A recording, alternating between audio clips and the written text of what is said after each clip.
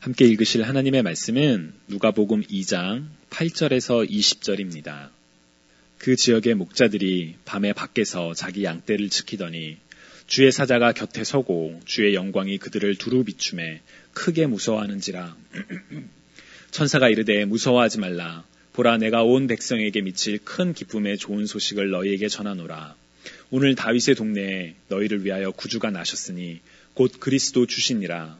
너희가 가서 강보에 쌓여 구유에 누워 있는 아기를 보리니 이것이 너희에게 표적이니라 하더니 호련히 수많은 천군이 그 천사들과 함께 하나님을 찬송하여 이르되 지극히 높은 곳에서는 하나님께 영광이요 땅에서는 하나님이 기뻐하신 사람들 중에 평화로다 하니라. 천사들이 떠나 하늘로 올라가니 목자가 서로 말하되 이제 베들레헴으로 가서 주께서 우리에게 알리신 바 이 이루어진 일을 보자 하고 빨리 가서 마리아와 요셉과 구유에 누인 아기를 찾아서 보고 천사가 자기들에게 이 아기에 대하여 말한 것을 전하니 듣는 자가 다 목자들이 그들에게 말한 것들을 놀랍게 여기되 마리아는 이 모든 말을 마음에 새기어 생각하니라. 목자들은 자기들에게 이르던 바와 같이 듣고 본 그 모든 것으로 인하여 하나님께 영광을 돌리고 찬송하며 돌아가니라. 아멘. 이제 성탄절이 며칠 남지 않았습니다. 지난주 설교에서 나누었던 것처럼 예수님의 오심을 기억하고 기다리는 대강절의 기간을 여러분들 특별하게 보내고 계시는지요? 제가 좋아하는 크리스마스 영화 중에 러브 액츄얼리라는 영화가 있습니다. 사랑이라는 주제로 크리스마스 4주 전부터 일어나는 다양한 군상들의 이야기를 감동과 재미로 전달하는 영화인데요. 그 영화 속에서는 시퀀스가 바뀔 때마다 크리스마스 4주 전, 3주 전 이런 식으로 표현이 됩니다. 크리스마스가 다가올수록 인물들 간의 감정과 관계가 더 발전하는 모습을 보여주기 때문에 영화가 진행될수록 자, 그렇다면 크리스마스에는 어떻게 결말이 날까 하는 그런 기대감이 점점 고조되는 그런 영화입니다. 이번 성탄절도 그 영화와 비슷하면 어떨까 하는 바람이 있습니다. 다만 주제는 예수 그리스도로 바꿔서 말이지요. 성탄절이 다가올수록 예수 그리스도의 오심에 대해 더욱 생각하고 더욱 기대하는 그런 기대감. 그래서 우리를 위해 이 땅에 오신 예수 그리스도에 대한 감사와 기쁨이 하루하루 갈수록 더욱 커지다가 마침내 예수 그리스도께서 세상에 태어나심을 기억하고 축하하는 성탄절에 큰 감동과 감사로 이어지면 좋겠습니다. 그러기 위해서는 얼마 남지 않은 이 시간 동안 더욱더 예수님의 오심에 대해서 생각하고 하나님께 가까이 나아가야겠지요.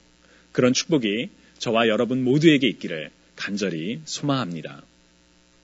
예수 그리스도께서 2000년 전 오셨던 그때를 한번 떠올려 보면 좋겠습니다. 예수 그리스도께서 이 땅에 구세주로 오셨던 바로 그때는 말라기 이후 약 400여 년간 침묵이 있었던 때입니다. 하나님의 백성들은 여전히 하나님의 구원을 기다렸습니다. 그리고 그 400년이라는 침묵은 2000년 전 태어난 한 아기의 울음소리에 의해서 깨어졌지요. 그 아이의 울음소리는 단순히 침묵을 깨는 한 소리가 아니라 최초 인류의 타락 이후에 계속되어 왔던 죄와 죽음의 굴레가 무너졌던 하나님과 인간과의 관계가 다시 회복될 것을 예견하는 것이었습니다. 그래서 세상은 큰 감격과 기쁨의 때를 바로 2000년 전에 맞이하게 되었던 것이지요. 오늘 우리가 읽었던 본문은 그 감격의 모습을 보여줍니다. 마침내 태어난 구세주의 탄생에 수많은 천사들이 하늘에 가득 찬 하나님의 영광과 이 땅 위에 하나님의 사람들에게 임하는 평화를 선포하고 있습니다. 말로는 다 표현할 수 없는, 그리고 우리의 상상으로는 도저히 그려지지 않는 놀라운 순간입니다. 그런데 이 장엄한 광경 속에 한 가지 의문이 들 때가 있습니다.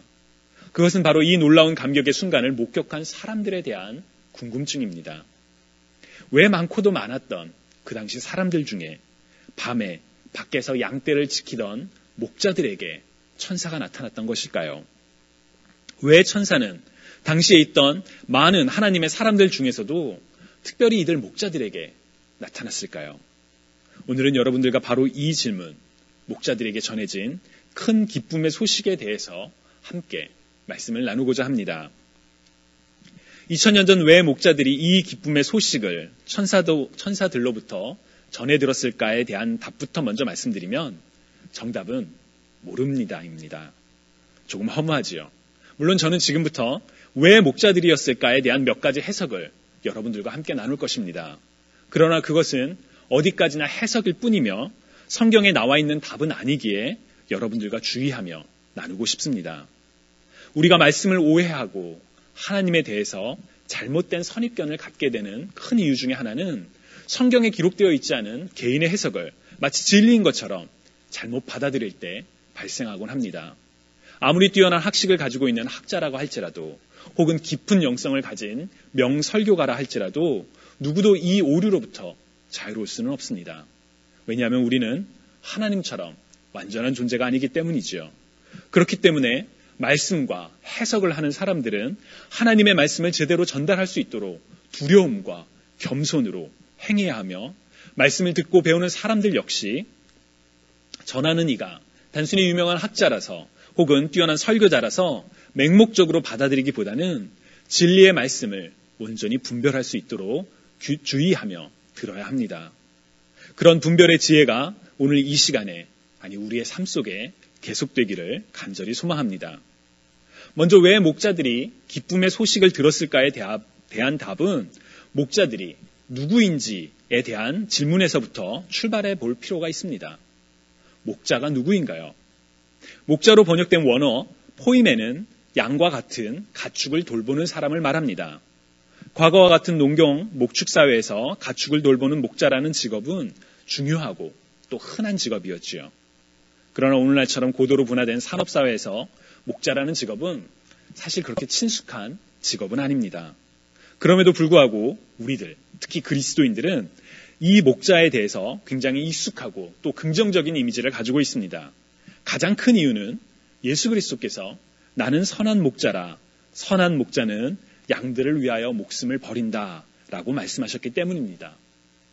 제멋대로 행동하는 양무리와 같은 우리들을 돌보시며 우리를 돌보시기 위해 목숨마저도 아끼시지 않는 예수 그리스도. 그래서 우리는 목자라는 단어와 직업에 대해 긍정적인 이미지를 가지고 있습니다. 그래서 여러분들이 아시는 것처럼 몇몇 교회 이름들 중에는 이 목자라는 단어를 집어넣기도 하죠. 그렇다면 현재가 아닌 과거에도 목자라는 단어는 긍정적인 이미지로 사용되었을까요? 성경에서 목자는 인류의 최초의 직업 중에 하나였습니다. 에덴에서 쫓겨난 아담과 하와가 낳은 둘째 아들, 바로 아벨의 직업이 양치는 자, 목자였었지요. 뿐만 아니라 이삭, 야곱 등과 같은 이스라엘 민족의 조상들은 대대로 목자였습니다. 즉 목자는 가업인 동시에 황폐한 고대 근동 지역에서 삶을 영위하는 중요한 수단이었기에 긍정적인 이미지로 해석되고 남아 있습니다. 그러나 이스라엘이 애굽 노예 생활과 출애굽 과정을 거치게 되면서 목자에 대한 이미지가 달라지기 시작했습니다. 이스라엘이 약 400년 동안 노예 생활을 했던 애굽, 곧 이집트에서 목축은 경멸받는 직업이었습니다. 그래서 요셉은 자신의 가족들이 이집트로 왔을 때 애굽 사람들이 목축을 가증히 여기기 때문에 목축을 하는 이스라엘 민족들이 고센 땅에 살 수 있도록 안내했었지요. 뿐만 아니라 출애굽 후 가나안에 정착하게 되는 과정에서 이스라엘은 목축이 아닌 농경 문화로 사회 구조가 재편되기 시작합니다. 한 예로 민수기 32장을 보면 많은 목축을 소유했던 르우벤과 갓 자손이 자신들의 목축을 위해 가나안 땅에 들어가는 것을 꺼려하는 장면이 기록되어 있습니다. 물론 그렇다고 하여 목자의 이미지가 성경 속에서 부정적으로 기록된 것은 아닙니다. 우리가 잘 알고 좋아하는 시편 23편에서 다윗은 목자이신 하나님을 찬양하기도 했었지요. 그러나 요아킴 예레미야스와 같은 학자들은 세월을 거치면서 목자들은 유대 사회에서 가장 천시받는 직업 중에 하나로 전락되었다라고 설명합니다. 목자들은 공동체의 구성원으로서 권리를 가지지 못했으며 심지어 재판장의 증인으로도 받아들여지지 않았다라고 이야기를 합니다. 뿐만 아니라 유대인의 전승문학인 미시나를 살펴보면 목자들은 무능력한 자들이라고 폄하되거나 웅덩이에 빠져있는 목자들을 구할 필요가 없다라고까지 이야기를 합니다.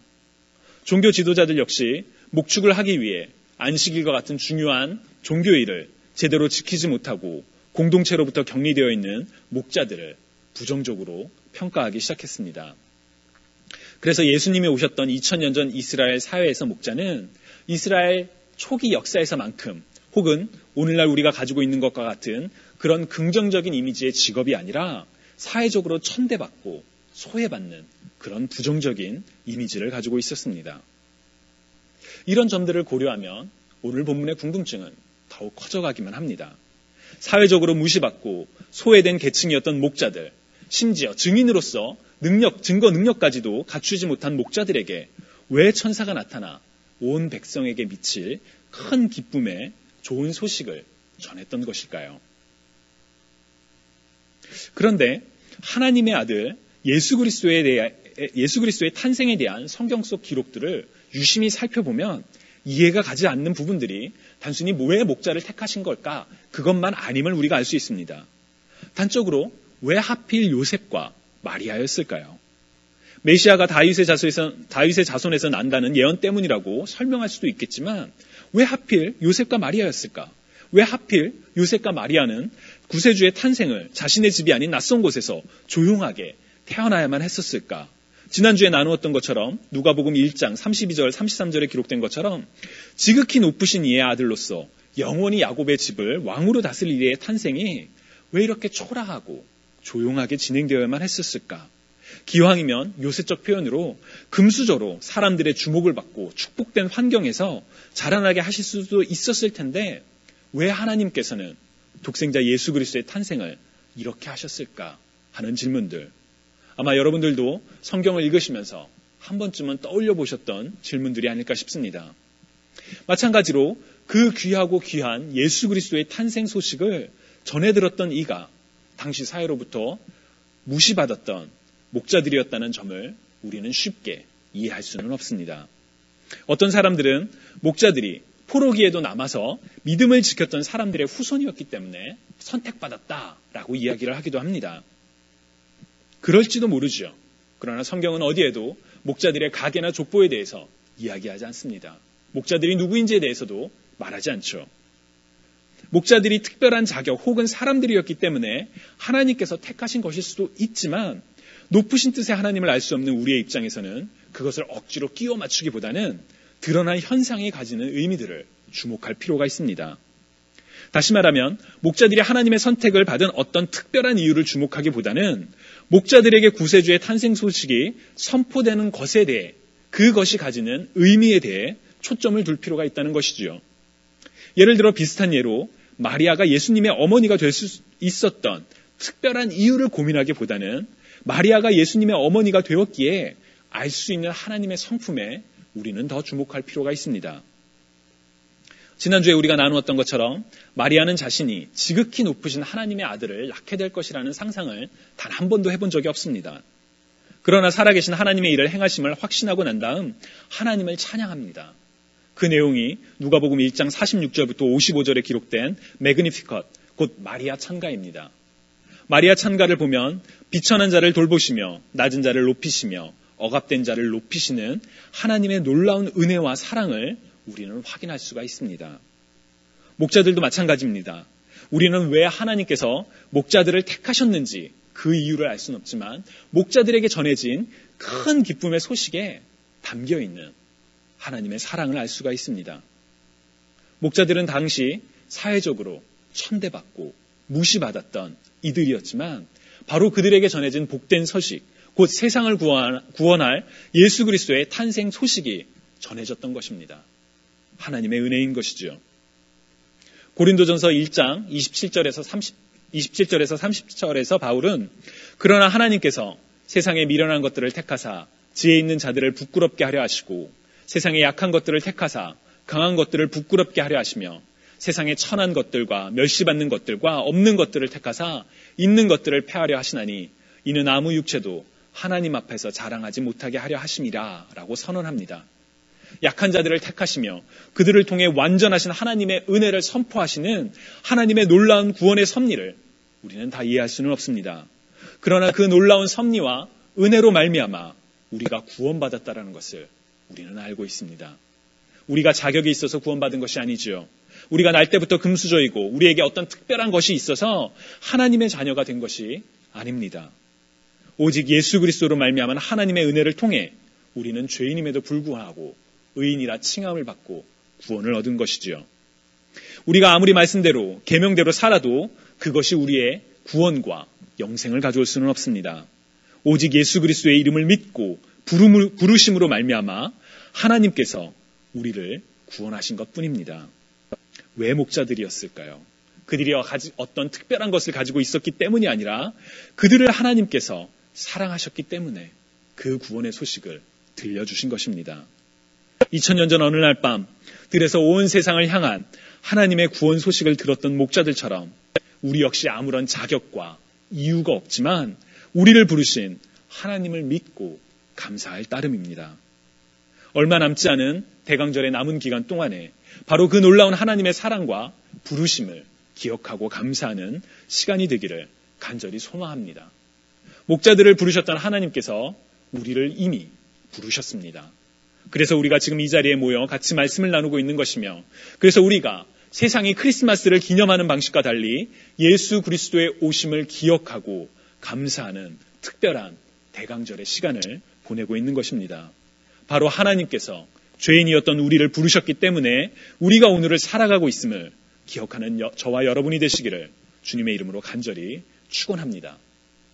하나님의 은혜 속에서 구원의 소식을 들었던 목자들, 곧 온 백성에게 미칠 큰 기쁨의 소식을 들었던 목자들이 했던 행동들을 살펴보며 오늘 말씀을 마치고자 합니다.